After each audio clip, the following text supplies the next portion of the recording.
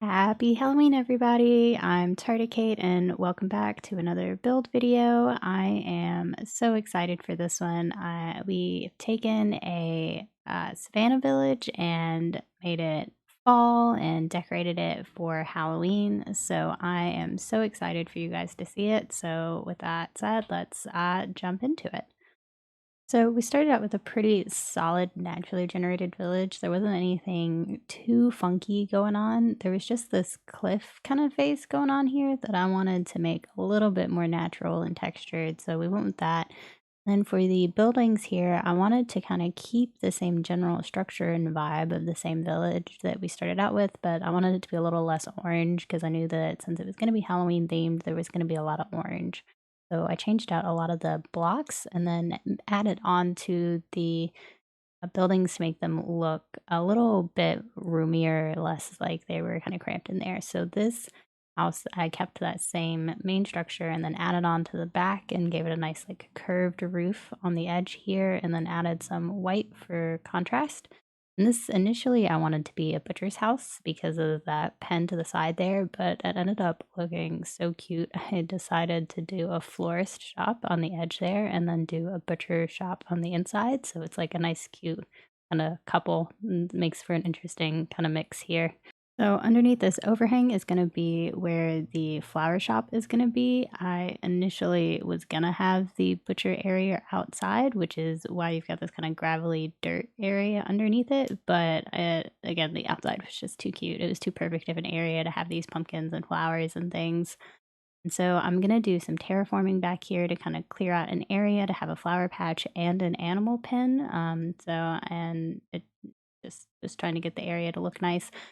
For the flowers, I try to be really careful to look up and have flowers that do bloom in the fall to try to keep it from looking too spring area time things. And I think adding in some of the coarse dirt and the ground, I'm going to change all the grass out, and that'll help a lot. So I really struggled with this custom tree here. I wanted to have a big looking oak tree that's going to have the birch leaves on it because with this texture pack, it's going to have them look orange and kind of, turning for the seasons. This initial tree that I make is going to not look the best. It's going to look a little bit too much like a palm tree, but I go back in later and fill it out a bit more. And, I find with trees that it's best to just kind of go back at it and come away from it for a bit and then go back to it later. So it's just kind of a trial and error type thing. With this pin, I wanted it to be a little bit larger than the one that naturally came with it. I like to give animals some space to roam, and they got the nice little watering pin there and food, and just nice animal practices. In thinking about things that the villagers would need, it made sense to include a mine, especially with that cliff there. It made, even though it's a savanna, they've got some kind of rocky area, and then there's this nice kind of mounded area behind here to include one. So I thought I would go with the spooky vibe to have a kind of mine going on. The area on top of the cliff for all of the blacksmiths and toolsmiths is the bit that I think I deviated from the original layout of the town the most. And I think that's because I really wanted them to have a solid communal workspace to kind of go from the mine and then to their tool, and also to have a kind of shop built in. So I went with these two L-shaped houses that kind of formed together into this nice little area to where they'll have an overhang to kind of work together. I initially wanted to go with a kind of cloth overhang, but I didn't really have the space to get that to look right. So I'm kind of leaning on the campfires here as like a crutch, but I really think they look nice. And so I gave them a nice big forge to work with and a huge like shop and work area for people to come up and buy their tools. It's going to be a harvest season, so I filled it with a lot of hose to kind of, it's what they're going to be selling right now. Moving back to the other side of the village, this was near the sheep pen, so I decided to make this a shepherd hut, and not a lot changed with this house. It's the same kind of shape. It's still made out of terracotta. I just did a different kind of color palette and made the roof kind of rounded. And then I redid the pen because, again, I like the bigger pens, and I gave them a nice workstation in the back for a loom. And I think it ended up being really cute. This is actually one of my favorite houses in the village just because I ended up really, really enjoying that color palette. So I was really happy with how this turned out.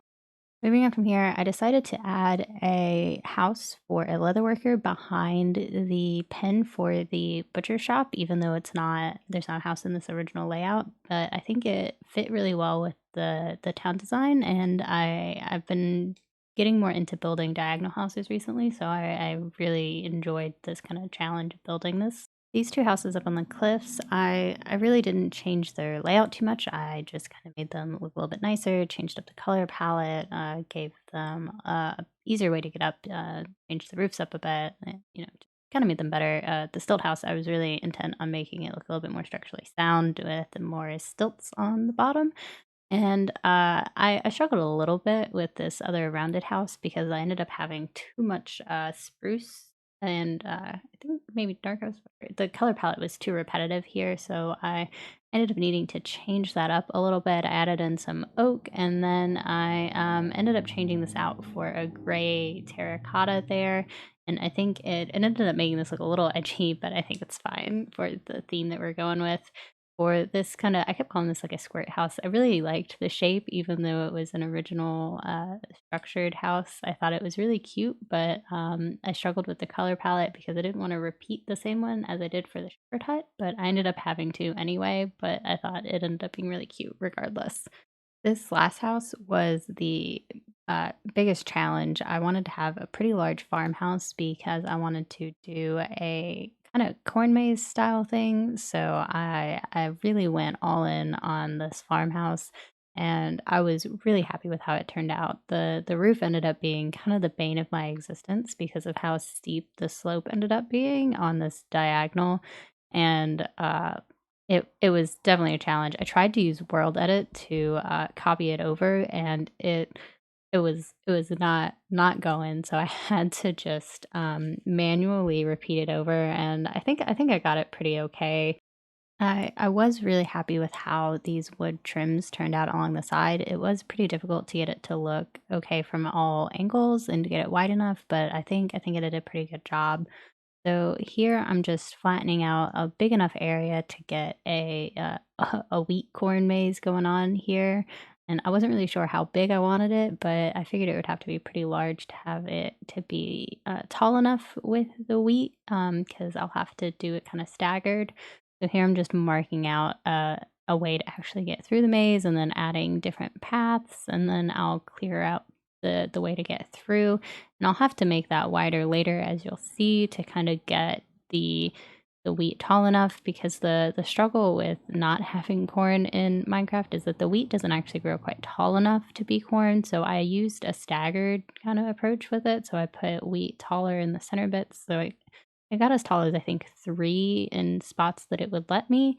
And I think it ended up having a pretty cool effect. This was definitely the most tedious part of the build, and I actually made the mistake of putting composters near this for aesthetic purposes later, and then I had villagers come try to harvest this and had to redo parts of it. So it was definitely tedious, but I was really happy with how it turned out. I also put in some scarecrows and lights, so it will have some spooky vibes and some lighting so people can go through the maze at night, and I think it ended up looking pretty cool. This is also probably a good point to say that I am starting to apply for a PhD program, so some of the next few builds will probably be a little bit smaller in scale. They should come out on time, but they just might be a little bit shorter and smaller, and that's just so I can make sure that I'm not gonna have to like stop putting out videos for you guys. So that's just a general heads up for all of you. Getting back into the town center, I wanted there to be like a nice, cute area for everybody to kind of get together. So I thought picnic tables were the best way to do that, and this area under the cliff seemed the perfect spot for that.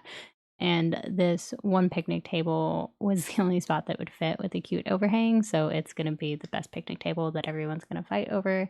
And then I thought some stalls would be good to have for some food, and then stores that aren't necessarily right on the town center. So, like the blacksmith, some people aren't going to have a stall. Obviously, the florists and the butchers aren't going to have a stall. but I thought a cute farmer's market and maybe for the shepherds, like a wool clothing area might be a good spot to have stalls, and that's just so people don't have to go as far to get their stuff. So I struggled a little bit with the wool stall, trying to get it how I wanted it, but I was pretty happy with how it turned out. I'll be happier when we can get wool in different increments, like stairs or slabs and things. But for now, I think that looks fine. I was really happy with how the farmers market ended up looking. I I like the tiny pumpkins. I actually get those from the Exuma's data pack that they use on Hermitcraft. It's awesome. So that's I'll put a link below for that. So now we're getting into some of my world edit struggles, and I debated whether or not to put these, but I really am still learning world edit, so I thought it would be informative for you guys to see me learning it as I go.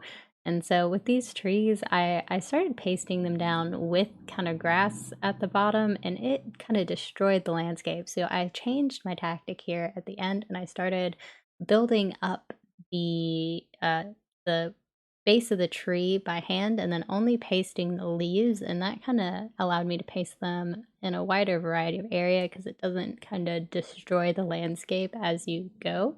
And it did take longer, but it really did help a lot with saving me time on the back end of things.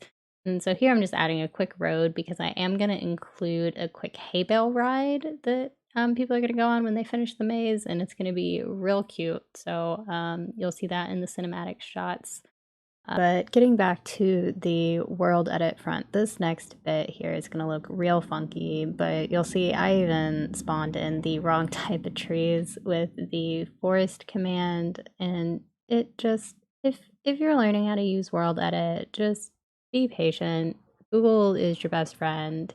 It takes me an obscene amount of time to try to do anything with world edit. It never does what I want it to do. I usually have to like do something, come back to it way later. I get really frustrated. So it things usually end up looking really, really nice in the end, but just know there's always a crazy, crazy process that goes into it that is a ton of hair pulling. It is my best and worst tool that I have. Okay, everybody, we are about to get into dramatic shots, but before we do that, I just wanted to thank you guys for watching and talk about a couple things really quickly. So first off, these cool spooky banner designs I did not do myself. They were designed by How to MC, and I will put the tutorial for those in the link below. It really helped me out because I am terrible at banner designs. Also, you guys did not see me make this temple design in this video, and that is because I pasted it over from my survival world. I was running a little low on time and knew that I really wanted a temple or a church up here, but I really just didn't have the time to do that up here. So I pasted it from there because I was really happy with the design for that. So that's where that came from. Thank you guys for watching. I am so happy that you guys are here. And if you like what you saw and want to see what's coming up next, don't forget to subscribe, and I will see you guys next time.